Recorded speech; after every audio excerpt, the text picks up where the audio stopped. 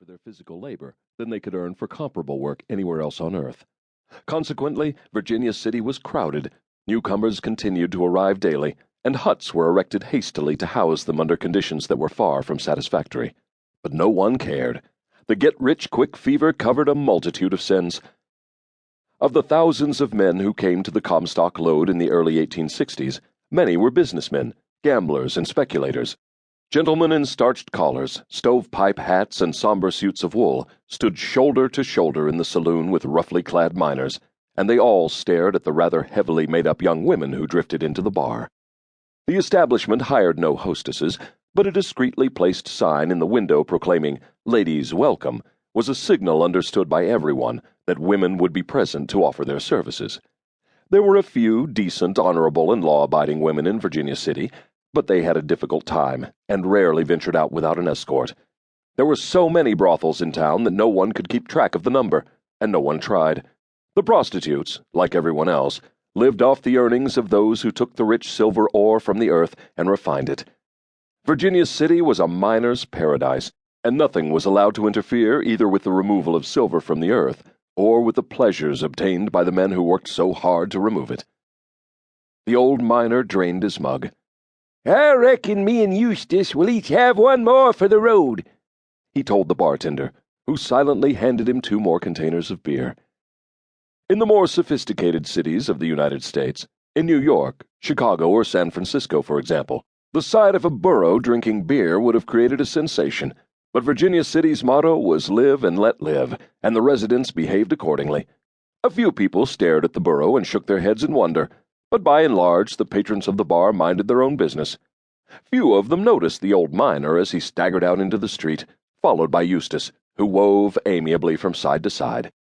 As Bingham and Eustace left the saloon and stumbled down the main street of Virginia City, the townspeople stared at them, and a young boy pranced down the street behind the duo, laughing and pointing. A dog trotted alongside, barking at the inebriated, wobbling burro. They soon left the town and went the short distance to the site Bingham had claimed halfway up the mountainside. To date, the old miner had found very little silver, just enough to purchase food and equipment, and to stand Eustace and himself to a few drinks at the saloon every now and then. But his philosophy had always been, "You get what you get," and he never complained about his lot. The old miner stretched and yawned.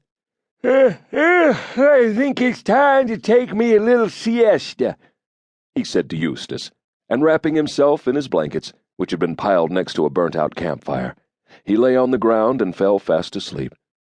Eustace, meanwhile, stood nearby, eyes squeezed shut, tail flicking at the flies. Neither of them heard or saw the 2 masked men as they approached, then concealed themselves behind a large boulder. "That there is the ugliest-looking man and beast I ever did see," one of the bandits said.